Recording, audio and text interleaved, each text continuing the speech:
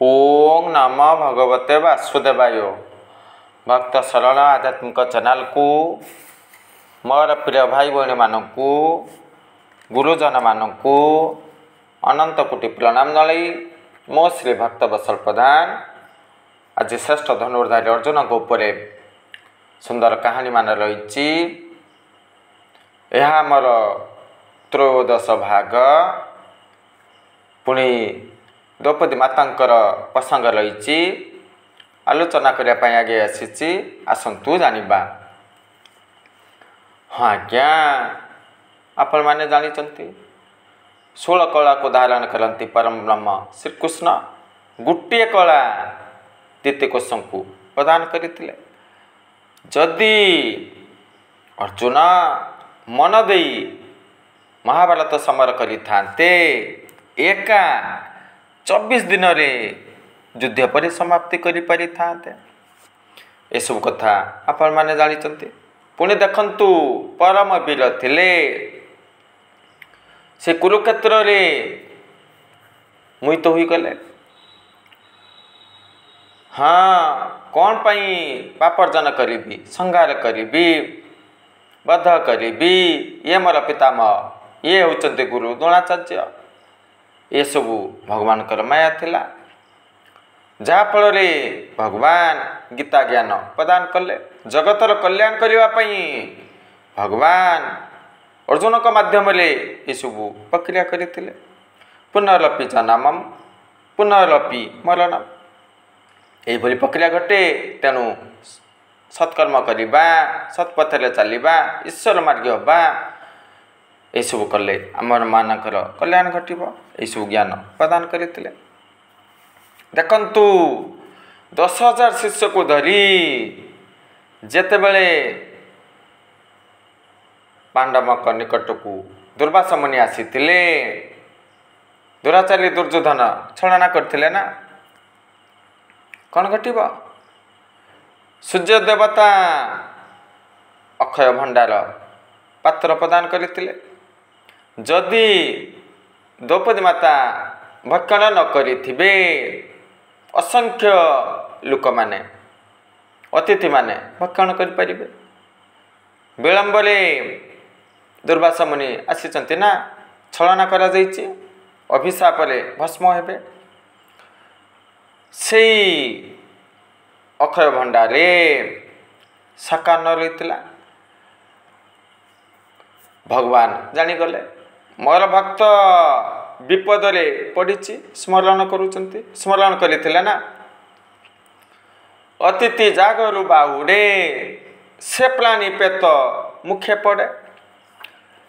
ये सब कथा धर्मराज भल भाव जानी चिंतन कले। पार्थ कौन कले मोर सखा को प्रार्थना करंतु डाकंतु से ही समस्यार समाधान करेंगे। पहुँची गले ना कृष्णा मु भुकिला रही खाद्य प्रदान करंतु। से द्रौपदी माता कौन कहले हाँ साकार न रही कई मत दियंती गोटे भात रही। द्रौपदी माता कौन कहले आपण भक्षण करंतु जगतर समस्त प्राणी को अनाहार मुक्ति प्रदान करंतु भक्षण करदेले कौन घटव। आउ दुर्वासा मुनि आसबे कि पेट फुल हो गला परिपूर्ण हो गला ना प्रत्यागमन कले। ये सबू प्रसंग रही पुणी से पार्थ द्वारकार रही भगवान 8 जन पाठराणी रही रुक्मणी को कहते अरे मोर सखा आसी भोजन व्यवस्था हो सारी समस्ते बसी आहार भक्षण करेंगे। कुआडे गले मोर मित्र डाकंतु विलंब हो गलानी मिलमिश भक्षण करवा मोर सखा को डाकंतु। क्या को आदेश देले रुक्मणी की देले प्रभुंकर आदेश पाई रुक्मणी माता अति मात्रा रे प्रसन्न हो गले। जाऊ पुण्यमय कार्य भगवान मते लिप्त कराई खुशी हुई गले। जेते बेले रुक्मणी माता अर्जुनंकर निकटरे पहुँची गले कोठरी पहुँची गले कौन देखिले सही पार्थ शयन करिसंती पुणी निद्रा रही तथापि स्वप्न किंबा मुखरे कृष्ण कृष्ण कृष्ण उच्चारण करुचंती। अद्भुतमय कष्ट अद्भुतमय दृश्य जेपरिकी पांचाली जेतेबेले केश कुंडाउतिले से समय मध्य कृष्ण कृष्ण कृष्ण मुखरे जप करुतिले ठीक से भाव से पार्थ सखांकर नाम को उच्चारण करुचंती। आश्चर्य गले वास्तव अर्जुन ही श्रेष्ठ भक्त शयन अवस्था भगवान नाम को स्मरण करुचंती। आ प्रत्येक मन करेंगे कि से स्थान रे अटकी गले। तापरे श्रीकृष्ण जाम्बवती को पठेइतिले कालंदी को पठेइतिले सत्यभामा को पठेइतिले। एइबोली भाबले 8 जन उपस्थिति जाहिर करथिले केही भी प्रत्यागमन करि नथिले। निजर बड़ भाई को पठेइतिले से मध्य से स्थान रे अटकी गले। शेष भगवान अर्जुन निकटरे पहुँची गले। अद्भुतमय दृश्य समस्ते सत्संग करुचंती हरिंकर नाम को उच्चारण करुचंती। भगवान मध्य से स्थान रे रही भाग नेले। सत्संग प्रक्रिया आरंभ हो गला।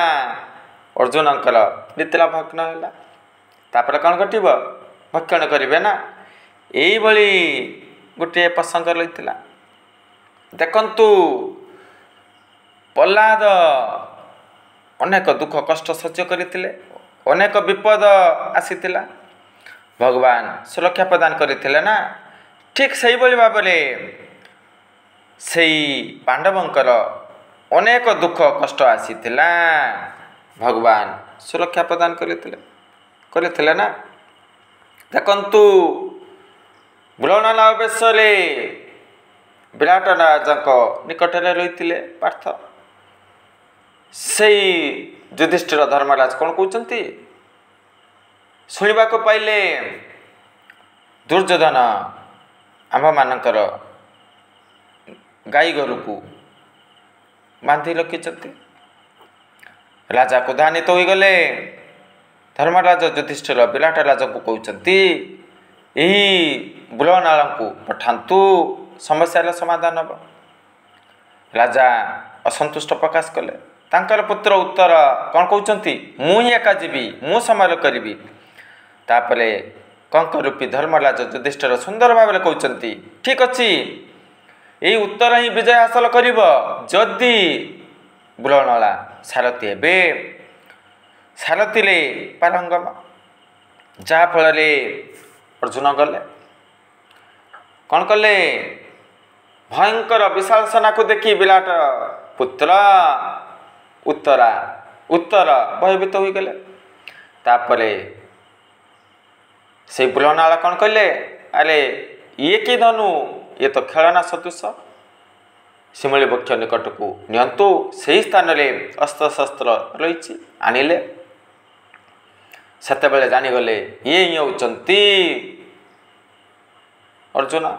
परीक्षा नवापाई अर्जुनकर 10टी नाम रही ना पचारि सुंदर भाव पार्थ कही गुड़ाकेश सव्यसाची धनुंजय पार्थ अर्जुन। तापरे कौन घटला समर समस्त को परास्त कले मोहित करदे। उत्तर कौन कहले एबे भी समय अच्छी एमान को बद्ध कर। से अर्जुन कहते यही धरापृष्ठ पितामह भीष्म द्रोणाचार्य कर्ण दुर्योधन परम वीर बारंबार जन्म हुंती ना। तेणु एमान को बद्ध करवा ठीक नुह। कौन कले मुकुट अलंकार उत्तरी ये सबू संग्रह कल अलंकार सबू संग्रह कले एवं से विराट राजा को प्रदान कले खुशी हो गले। से समय विराट राजा जानीगले ये होती अर्जुन। पुणी अज्ञातवास भग्न होगला। अर्जुन को विवाह प्रस्ताव प्रदान करते। अर्जुन कौन कहले मोर पुत्र अभिमन्यु रही ये तो मोर शिष्य ना मु गुरु के शिष्य को विवाह करने उचित नुह मोर पुत्र को विवाह करंतु विवाह प्रसंग रही ये सब कथा आपण मैंने जानी। पुणी देखंतु भगवान भक्त वत्सल ना अर्जुनकर सारथी हो गले भयंकर भाव अति चमत्कार भाव भयंकर भाव पार्थ समर करती बेले बेले से वीर से धनुर्धारी सारथी को इशारा देवे ना ये दिग को चल से दिग को चल ये इशारा दियंती कौन करुले लुहा जूता पिंधि से पाद को श्रीकृष्णकर शरीर रे स्पर्श करुले कान रे बाजुला रक्ताक्त होते देखंतु भगवान भक्त वत्सल भक्त पाई किछि भी करि पारंती ये सब प्रसंग रही। पुणी पार्थ से सखा सहित थट्टा प्रयास करती एका संगरे शयन करती खेलाखोली करती बुलाबुली करती ये सब प्रसंग रही ना। देखंतु जयद्रथ अद्भुतमय नारायण अस्त्र प्रयोग करते भगवान सुंदर भाव में कहते ये अस्त्र सहित कई भी विजय हासिल करते नहीं शस्त्र त्याग कर दियो समस्ते शस्त्र त्याग कले करदेले ना। पुणी आपण मैंने जानी भीमसेन कहते मु भीरु नुहे मु अस्त्र त्याग करी नहीं पार्थ सुंदर भाव में बुझे मोर सखांकर कथा को मान भीम भाई ये कुकर्म कर ना निश्चित भाव में पराजय स्वीकार करवा से पार्थों कथा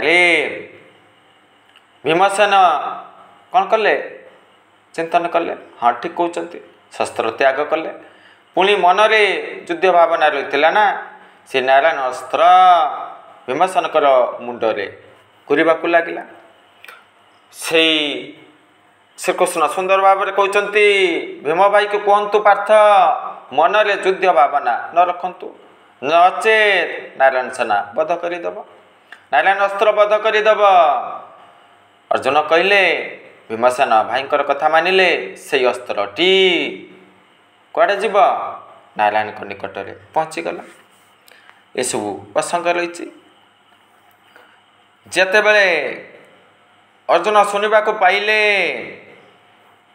से जयद्रथ ही मृत्युर कारण जयद्रथ द्वारपाल रही भीम भाई को प्रवेश करने को दे नथिले मोर पुत्र अभिमन्यु वध कर कौन कले निश्चित भाव में सूर्यास्त पूर्व जदि मु जयदेव को जयद्रथ को वध न करे अग्नि रे झाँस देवी ये सब प्रसंग रही। भगवान कौन करेंगे चाहिए कि तांकर भक्त मृत्युवरण करंतु कदापि चाहिए ना से कौरव सेना अति चमत्कार भाव में सुरक्षा प्रदान करते दिन तमाम समर चली भगवान चिंतन कले कदापि जयद्रथ मृत्युवरण करना कौन कले सुदर्शन चक्र माध्यम सूर्य देवता को ढाकीदेले जयद्रथ खुशी हो गले जयद्रथ अति मात्रा खुशी हो गले अरे मोर शत्रु अर्जुन अग्निले झाँस देव अति मात्रा प्रसन्न हुई अर्जुनकर सामना को आसिले भगवान सुदर्शन चक्र रे ढाकीले ना कौन घटब सूर्य उदय हेले सुंदर भाव में भगवान कहते मार अग्निबाण मार अग्निबाण प्रयोग कर वायुबाण प्रयोग कल जहाँफल कौन घटला से जयद्रथंकर शिर छेदन है ना पुणी भगवान कहते पितांकर कूल पकाओ जदि भूमि पड़ब पिता बर देते ना जी सर प्रयोग कर तार शिर खंडा खंडा हम ताही घटला ପିତା ତପ କରୁଥିଲେ, କୂଳରେ ପଡ଼ିଲା, ପିତା ପୁତ୍ର ମୃତ୍ୟୁବରଣ କଲେ। ଏଇସବୁ ପ୍ରସଙ୍ଗ ରହିଛି। ବେଳେବେଳେ ଭୀମସେନ ବଡ଼ ଭାଇଙ୍କ ସାମ୍ନାରେ ଉଚ୍ଚ ସ୍ୱରରେ କଥା ହୁଅନ୍ତି। ପାର୍ଥ ସୁନ୍ଦର ଭାବରେ କହୁଛନ୍ତି, ଇଏ ହେଉଛନ୍ତି ବଡ଼ ଭାଇ ନା। ବଡ଼ ଭାଇଙ୍କ ନିକଟରେ ଉଚ୍ଚ ସ୍ୱରରେ କଥା କହିବା ଭୀମ ଭାଇ ଠିକ୍ ନୁହଁ। ଧର୍ମରାଜ ଯୁଧିଷ୍ଠିର ସୁନ୍ଦର ଭାବରେ କହୁଛନ୍ତି, ଭୀମ ମୋର ସାନ ଭାଇ ନା, ଅତି ମାତ୍ରାରେ ଭଲ ପାଇବା ରହିଛି। ହଉ ଉଚ୍ଚ ସ୍ୱରରେ କଥା କହିଲେ କିଛି ବି ଖରାପ ହେବ ନାହିଁ, ଅସମାନ। ଏଇଭଳି ପ୍ରସଙ୍ଗ ରହିଛି। କପାଳ ପ୍ରସଙ୍ଗ ରହିଛି। ଧର୍ମରାଜ ଯୁଧିଷ୍ଠିର ମାଙ୍କ ନିକଟକୁ ଗଲେ, ସୁନ୍ଦର ଭାବରେ କହୁଛନ୍ତି, ଆମେ ଚାରି ଭାଇ ପରମ ବ୍ରହ୍ମ ଭଗବାନଙ୍କୁ ସମ୍ମାନ ଦେଉଛେ। ଯେତେବେଳେ ଉପସ୍ଥିତି ଜାହିର କରୁଛନ୍ତି ପ୍ରଣାମ କରୁଛେ। ଭୀମ ପ୍ରଣାମ କରୁନାହାନ୍ତି, ମୁଣ୍ଡ ନୁଆଉନାହାନ୍ତି। ହଁ ଅର୍ଜୁନ ମଧ୍ୟ କହିଲେ, କୁନ୍ତୀ ମାତା ବୁଝେଇଲେ, ଭୀମସେନକୁ ବୁଝେଇଲେ, ଆରେ ସେ ହେଉଛନ୍ତି ଭଗବାନ ଈଶ୍ୱର, ଜଗତର କଲ୍ୟାଣ କରିବା ପାଇଁ ଧରାପୃଷ୍ଠକୁ ଆଗମନ କରିଛନ୍ତି। କ'ଣ ପାଇଁ ଏଭଳି କାର୍ଯ୍ୟ କରୁଛ? ଠିକ୍ ଅଛି, ଆସନ୍ତାକାଲି ମୁଁ ପ୍ରଣାମ କରିବି। କ'ଣ ଘଟିଲା? ସେଇ ହସ୍ତିନାପୁରରେ ପରମ ବ୍ରହ୍ମ ଶ୍ରୀକୃଷ୍ଣ ଉପସ୍ଥିତି ଜାହିର କରିଥିଲେ। ସମସ୍ତେ ମୁଣ୍ଡ ନୁଆଇଥିଲେ, ପ୍ରଣାମ କରିଥିଲେ। ଭୀମସେନ କପାଳକୁ ଦେଖେଇଲେ, କପାଳରେ ହାତ ରଖିଲେ ନା, କହିଲେ, ସାଙ୍କେତିକ ଭାବରେ କହିଲେ, କ'ଣ କହିଲେ? ମୋର କପାଳରେ ଯାହା ଲେଖା ରହିଛି ପରିବର୍ତ୍ତନ କରିପାରିବେ କି? ଭଗବାନ କ'ଣ କହିବେ? ନା, ମୁଁ ପରିବର୍ତ୍ତନ କ'ଣ ପାଇଁ କରିବି? ଯେ ଯେଭଳି କର୍ମ କରିଛି ସେଭଳି ଫଳ ଭୋଗ କରିବ, ପାଇବ, ହାସଲ କରିବ। ତେବେ କ'ଣ ପାଇଁ ମୁଁ ମୁଣ୍ଡ ନୁଆଇବି, ପ୍ରଣାମ କରିବି? ଏଇଭଳି ପ୍ରସଙ୍ଗ ରହିଛି ନା। ଦେଖନ୍ତୁ, ପିତାମହ ଭୀଷ୍ମ ଶପଥ କରିଥିଲେ, ଦୈନିକ 10,000 ସୈନ୍ୟ ମୁଁ ବଧ କରିବି, କିନ୍ତୁ ପାଣ୍ଡବକୁ ବଧ କରିବି ନାହିଁ, ପାଣ୍ଡବଙ୍କର 5 ପୁତ୍ରକୁ ବଧ କରିବି ନାହିଁ। ଏଇଭଳି ଶପଥ ନେଇଥିଲେ ନା। ପୁଣି କ'ଣ ଘଟିବ? ସେଇ ମୁକୁଟ ଭିକ୍ଷା ପ୍ରସଙ୍ଗ ରହିଛି ନା। ଯେତେବେଳେ ଗନ୍ଧର୍ବ ରାଜା ଦୁର୍ଯ୍ୟୋଧନକୁ ବନ୍ଦୀ କରିଥିଲେ, ଜଣେ ସୈନ୍ୟ ଏ ଖବରଟି ଯୁଧିଷ୍ଠିରଙ୍କୁ ପ୍ରଦାନ କରିଥିଲେ। କ'ଣ କଲେ? 2 ଭାଇଙ୍କୁ ପଠାଇଥିଲେ। ଭୀମସେନ ଅର୍ଜୁନକୁ ପଠାଇଲେ, ଯାଅ ସୁରକ୍ଷା ପ୍ରଦାନ କରିବ। ସିଏ ଆମର ଭାଇ, ମନା କଲେ। ଆମର ଶତ୍ରୁ କୁକର୍ମ କରିଛନ୍ତି, ଦଣ୍ଡ ପାଇବା ଦରକାର। ଧର୍ମରାଜ ଯୁଧିଷ୍ଠିର କ'ଣ କଲେ? ଯଦି ତୁମେ ନ ଯିବ ମୁଁ ଏକା ଯିବି। ବିପଦରେ ଭାଇ ପଡ଼ିଛି, ଭାଇର କର୍ତ୍ତବ୍ୟ ଭାଇକୁ ସୁରକ୍ଷା ଦେବା, ସାହାଯ୍ୟ କରିବା। ଏଇଭଳି ଭାବରେ ବୁଝେଇଥିଲେ ନା। ତାପରେ ସେଇ ପାର୍ଥ ଦୁର୍ଯ୍ୟୋଧନକୁ ବନ୍ଧନରୁ ମୁକ୍ତି କରିଥିଲେ, ରକ୍ଷା କରିଥିଲେ। ପ୍ରସନ୍ନ ହୋଇ ବର ଦେଇଥିଲେ, ଯେବେ ମୋ ନିକଟକୁ ଆସି ମାଗିବ ନିଶ୍ଚିତ ଭାବରେ ବର ପ୍ରଦାନ କରିବି। ଏହି କଥାଟି ବାକି ରହିଥିଲା। ବାରମ୍ବାର ରଣକ୍ଷେତ୍ରରେ ପିତାମହ ଭୀଷ୍ମକୁ ତିରସ୍କାର କଲେ, ଧିକ୍କାର କଲେ, କ୍ରୋଧାନ୍ୱିତ ହୋଇଗଲେ। ସେଇ ଗଙ୍ଗାପୁତ୍ର, ମୁଁ 5ଟି ଶରର କିଛି 5 ଭାଇକୁ ବଧ କରିବି। ସେଇଦିନ ରାତିରେ ଭଗବାନ ଛଳନା କଲେ। ସେଇ ଅର୍ଜୁନକୁ ଦୁର୍ଯ୍ୟୋଧନଙ୍କ ନିକଟକୁ ପଠାଇଲେ।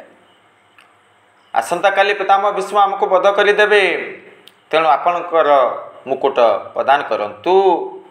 ମୁକୁଟ ପିନ୍ଧି କିଛି ଖୁସି ଅନୁଭବ କରିବା। ଦୁର୍ଯ୍ୟୋଧନ ଚିନ୍ତନ କଲେ, ଆରେ ପାର୍ଥ ଭୟ କରିଛନ୍ତି, ସନ୍ଧି କରିନେବେ, ଯୁଦ୍ଧର ପରିସମାପ୍ତି ଘଟିବ, ରାଜ୍ୟ ମାଗିବେ। ଏସବୁ ଚିନ୍ତନ କରୁଥିଲେ। କିନ୍ତୁ ଅର୍ଜୁନ କ'ଣ ମାଗିଲେ? ମୁକୁଟ ମାଗିଲେ ନା। ଦୁର୍ଯ୍ୟୋଧନ ହସିଲେ, ଆଶ୍ଚର୍ଯ୍ୟ ହୋଇଗଲେ। ରାତିର ଘଟଣା ନା। ପୁଣି ଦୁର୍ଯ୍ୟୋଧନଙ୍କର ମୁକୁଟ ପିନ୍ଧି ଯେତେବେଳେ ପିତାମହ କକ୍ଷକୁ ଗଲେ, ସେଇ ପିତାମହ ଚିନ୍ତନ କଲେ, ଇଏ ହେଉଛନ୍ତି ଦୁର୍ଯ୍ୟୋଧନ ରାତିରେ ଆସିଛନ୍ତି। ହଁ, ସମରର ଆବଶ୍ୟକତା ନାହିଁ, 5ଟି ଶର ପ୍ରଦାନ କରନ୍ତୁ, ଆଉ ଯୁଦ୍ଧ ହେବାର ଆଶଙ୍କା ନାହିଁ। ଏଇଭଳି ଭାବରେ ଯେତେବେଳେ କହିଲେ ନା, ପିତାମହ ଭୀଷ୍ମ ଭାବିଲେ ଦୁର୍ଯ୍ୟୋଧନ ହିଁ କହୁଛନ୍ତି, 5ଟି ଶର ପ୍ରଦାନ କଲେ। ଏଇଭଳି ପ୍ରସଙ୍ଗ ରହିଥିଲା। ପୁଣି ଆଉ ଗୋଟେ ପ୍ରସଙ୍ଗ ରହିଛି, ମୁଁ 5 ଭାଇକୁ ବଧ କରିବି। ପୁଣି ଭଗବାନ ଚିନ୍ତନ କଲେ, 5ଟି ଶର ହରଣ ପ୍ରସଙ୍ଗ ରହିଲା। ଭଗବାନ ଚିନ୍ତନ କଲେ ଯେ ପିତାମହ ଭୀଷ୍ମକୁ କେହି ବି ବଧ କରିପାରିବେ ନାହିଁ, କେବଳ ଶିଖଣ୍ଡି ମାଧ୍ୟମରେ ପିତାମହ ଭୀଷ୍ମକୁ ସମରରୁ ହଟେଇ ଦେବା ଚିନ୍ତନ କଲେ ନା। ପୂର୍ବରୁ ଯେତେବେଳେ ଧର୍ମରାଜ ଯୁଧିଷ୍ଠିର ରଣକ୍ଷେତ୍ରରେ ପ୍ରଣାମ କରିଥିଲେ, ବିଜୟୀ ଭବ ଆଶୀର୍ବାଦ ପ୍ରଦାନ କରିଥିଲେ, ଆୟୁଷ୍ମାନ ଭବ ଏଇଭଳି ଆଶୀର୍ବାଦ ଦେଇଥିଲେ ନା, ସେଇ ଆଶୀର୍ବାଦକୁ ଫେରାଇବା ପାଇଁ ଧର୍ମରାଜ ଯୁଧିଷ୍ଠିର ଯାଇଥିଲେ। ସୁନ୍ଦର ଭାବରେ କହିଥିଲେ, ଯଦି ରଣକ୍ଷେତ୍ରରେ କୌଣସି ନାରୀ ଉପସ୍ଥିତି ଜାହିର କରିବେ, ମୁଁ ପ୍ରାଣ ତ୍ୟାଗ କରିବି। ଆରେ ନିୟମ ତ ରହିଛି, ରଣକ୍ଷେତ୍ରରେ ନାରୀ ପ୍ରବେଶ କରିପାରିବେ ନାହିଁ। କ'ଣ ପାଇଁ ଏଭଳି କଥା କହିଲେ? ଆଲୋଚନା ଚାଲିଲା। ଅର୍ଜୁନ ଚିନ୍ତନ କରୁଛନ୍ତି, ପିତାମହ କ'ଣ ପାଇଁ ଏଭଳି କାର୍ଯ୍ୟ କଲେ, ଏଭଳି କଥା କହିଲେ, ଏହାର ଅର୍ଥ କ'ଣ? କୃଷ୍ଣ କହୁଛନ୍ତି, ମୁଁ ପିତାମହ ଭୀଷ୍ମଙ୍କ ସହିତ ସମର କରିବି। ଯୁଧିଷ୍ଠିର ଧର୍ମରାଜ କହୁଛନ୍ତି, ଏହା ସମ୍ଭବ ନୁହଁ। ନାରୀ ହୋଇ ରଣକ୍ଷେତ୍ରରେ ଉପସ୍ଥିତି ଜାହିର କରିବା ଠିକ୍ ନୁହଁ। ତାପରେ କ'ଣ ଘଟିବ? ଶେଷରେ ଭଗବାନ ସୁନ୍ଦର ଭାବରେ କହୁଛନ୍ତି, ହଁ, ଯଦି ଶିଖଣ୍ଡିକୁ ରଣକ୍ଷେତ୍ରରେ ଉପସ୍ଥିତି କରିବା ସାମ୍ନାରେ ରହିବେ, ପିତାମହ ରଣ କରିବେ ନାହିଁ। ଭଗବାନ କହୁଛନ୍ତି ନା। ଅର୍ଜୁନ ଆଶ୍ଚର୍ଯ୍ୟ ହୋଇଗଲା, ଏହାର ରହସ୍ୟ କ'ଣ? ସୁନ୍ଦର ଭାବରେ କହୁଛନ୍ତି, ଅମ୍ବା ଥିଲେ, ଶରୀର ନଷ୍ଟ କରିଦେଲେ, ତପ କଲେ, ଅଗ୍ନିରେ ଝାସ ଦେଲେ, ଶିବଙ୍କ ଠାରୁ କୃପା ହାସଲ କରିଥିଲେ। ପରଜନ୍ମରେ ମୁଁ ନାରୀ ହେବି, ଶିଖଣ୍ଡି ରୂପରେ ଧରାପୃଷ୍ଠକୁ ଆଗମନ କରିବି, ପିତାମହଙ୍କର ବଧ ପାଇଁ ମୁଁ କାରଣ ହେବି। ଭଗବାନ ଜାଣିଥିଲେ ନା ଏସବୁ କଥା କହିଲେ। ସେଇ ଅର୍ଜୁନ ଶିଖଣ୍ଡି ନିକଟକୁ ଗଲେ, ସମସ୍ତ କଥା କହିଲେ, ଶିଖଣ୍ଡି ଖୁସି ହୋଇଗଲେ। ଆରେ ମୁଁ ତ ଏଇ କାର୍ଯ୍ୟ କରିବା ପାଇଁ ଧରାପୃଷ୍ଠକୁ ଆଗମନ କରିଛି, ନିଶ୍ଚିତ ଭାବରେ ଆସନ୍ତାକାଲି ଏଇଭଳି କାର୍ଯ୍ୟ କରିବା। ତାପରେ କ'ଣ ଘଟିବ? ଦୁର୍ଯ୍ୟୋଧନ ଦେଖିଲେ ଅର୍ଜୁନଙ୍କର ରଥ ସାମ୍ନାରେ ଶିଖଣ୍ଡି ରହିଛି ନା। ପୁଣି ପିତାମହ ଭୀଷ୍ମକୁ ସୁନ୍ଦର ଭାବରେ ପ୍ରଶ୍ନ ପଚାରିଥିଲେ, କ'ଣ ପାଇଁ ଯୁଧିଷ୍ଠିର ଆପଣଙ୍କ କକ୍ଷରେ ଗତ ରାତିରେ ସାକ୍ଷାତ କରିଥିଲେ? କଥୋପକଥନ ଚାଲିଥିଲା। ଶିଖଣ୍ଡି କ'ଣ ପାଇଁ ଅର୍ଜୁନଙ୍କର ରଥ ସାମ୍ନାରେ ରହିଛନ୍ତି? ଶିଖଣ୍ଡି ହେଉଛି ନାରୀ। ଯଦି ଶିଖଣ୍ଡି ମୋ ସାମ୍ନାରେ ଆସିବ, ମୁଁ ରଣ ତ୍ୟାଗ କରିଦେବି, ସମର କରିବି ନାହିଁ, ଯୁଦ୍ଧ କରିବି ନାହିଁ। ତେଣୁ ତୁମର ମୂଳ କର୍ତ୍ତବ୍ୟ ହେଉଛି ଶିଖଣ୍ଡି ଯେଭଳି ଭାବରେ ମୋର ସାମ୍ନାକୁ ନ ଆସେ। କ'ଣ ଘଟିବ? ଶିଖଣ୍ଡି ଅର୍ଜୁନଙ୍କର ରଥରେ ଉପସ୍ଥିତି ଜାହିର କରିଥିଲେ, ଶସ୍ତ୍ର ତ୍ୟାଗ କଲେ। ସେଇ ପାର୍ଥ ଏଭଳି ଭାବରେ ବାଣ ପ୍ରୟୋଗ କଲେ ଯେ ଶରସଜ୍ଜା ପ୍ରକ୍ରିୟା ଆରମ୍ଭ ହୋଇଥିଲା। ଏସବୁ କଥା ଆପଣମାନେ ଜାଣିଛନ୍ତି। ଲକ୍ଷେ ରାଜା ଉପସ୍ଥିତି ଜାହିର କରିଥିଲେ କୃଷ୍ଣଙ୍କର ସ୍ୱୟଂବର ସଭାରେ। ସେଇ ଶଲ୍ୟ, ଜରାସନ୍ଧ, ଦୁର୍ଯ୍ୟୋଧନ, ଭଗବାନ କ'ଣ କଲେ? ଭଗବାନ ଚାହୁଁଥିଲେ ପାର୍ଥ କୃଷ୍ଣକୁ ହାସଲ କରନ୍ତୁ। ଭଗବାନ ଚାହୁଁଥିଲେ ନା। ପୁଣି ଦେଖନ୍ତୁ 16ତମ ଯୁଦ୍ଧରେ ମହାରଥୀ କର୍ଣ୍ଣ ଅର୍ଜୁନକୁ ବାଣବନ୍ଦୀ କରିଥିଲେ। ପୁଣି ଅନ୍ତିମ ଶର ପ୍ରୟୋଗ କରୁଥିଲେ ନା। ସୂର୍ଯ୍ୟାସ୍ତ ହୋଇଗଲା, ପ୍ରୟୋଗ କରିନଥିଲେ। ଆଶ୍ଚର୍ଯ୍ୟ ହୋଇଗଲେ। पार्थ परम ब्रह्म श्रीकृष्ण को सुंदर भाव प्रश्न पचारुंट आज सुतपुत्र मते जीवन दान देला निजको धिक्कार लगुच कौन पाई बारंबार कनक ठारू समय परास्त घटुची यही भाव में प्रश्न पचारि पुणी कौन पाई मते जीवन दान देले सुंदर भाव में सर्वत्र विद्यमान सर्वशक्तिमान अंतर्जामी उत्तर दौरान सुंदर वार्ता प्रदान करिसेंती जो दिन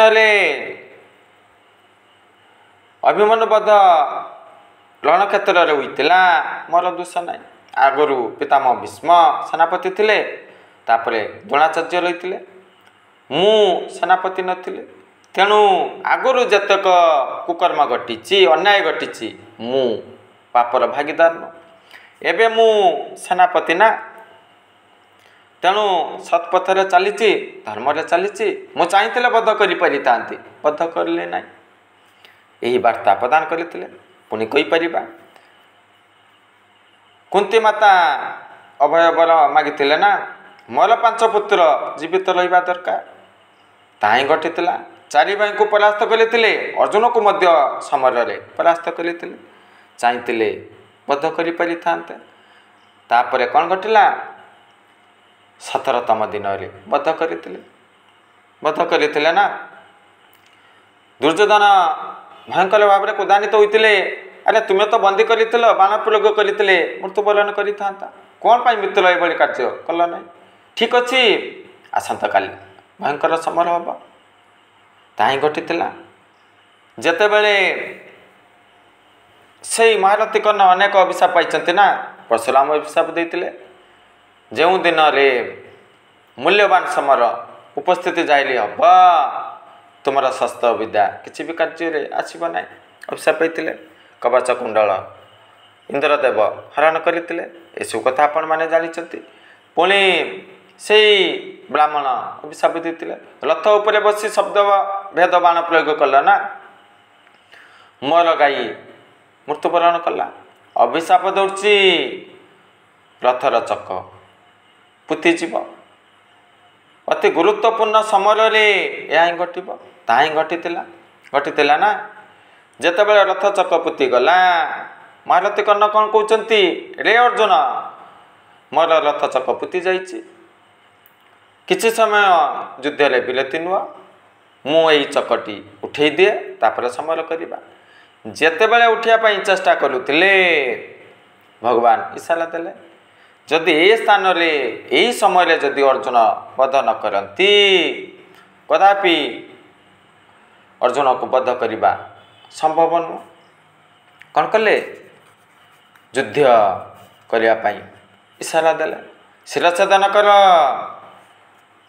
ब्रह्मस्त्र शिरच्छेदन कर से पार्थ सुंदर भाव में कहते निरस्त रही से वीर रथ चक उठी सारा पर समर करी यह ठीक नुह पाप नरकजिमी यही भाव में कहते ना तापर भगवान स्मरण कले मन पकईदे अरे 7 जन मिसी तुमर पुत्र अभिमन्यु को बध करते ये रही ना कुकर्म करिसेंती कंटा को कंटा द्वारा बाहर करा जाए तेणु बाण प्रयोग कर शिरच्छेदन कर ताही घटी भगवान कथा बाण प्रयोग करते ये सब प्रसंग रही कौन घटला अति मात्रा खुशी अनुभव कले देख देख मु सुतपुत्र को बध कर भगवान सुंदर भाव में कहते वीर को एभली भाव में संबोधन करवा ठीक थिला कि से परम वीर तुम ठारू श्रेष्ठ वीर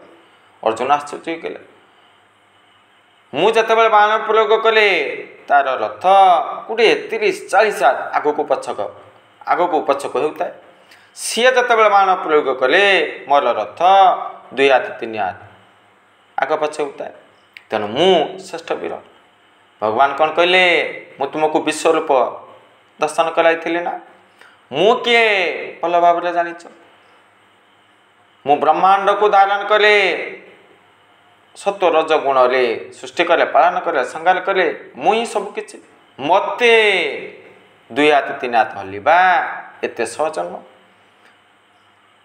कर्ण वीर हेतु एभली कार्य कला।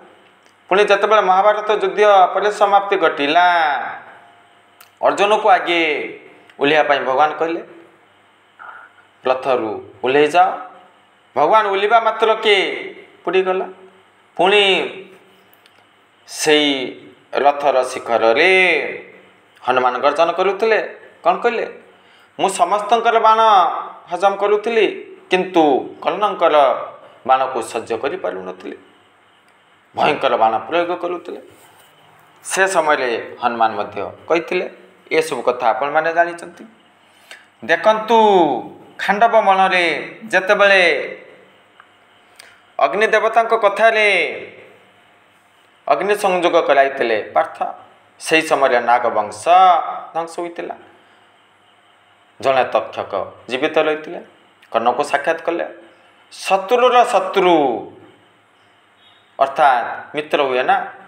अर्जुन तुमकर अर्जुन हो तुमर शत्रु मोर मध्य शत्रु तेबे आमे दुए मित्रता स्थापन करवा।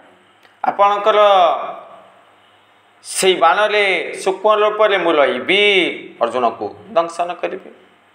कौन घटिला जितेबाला बाण से महारथी कर्ण प्रयोग कले भगवान जानीगले पादरे रथ को चापिदेले रथटी फुटिगला जहाँफल से सर्प शिर दंशन करने परिवर्ते मुकुटरे दंशन कले मुकुटटी जलीगला। भगवान कहले पार्थ ये किए जानीपारुच ये हूँ से तक्षक खांडव वन रे जीवित रही बद्ध कर दियो।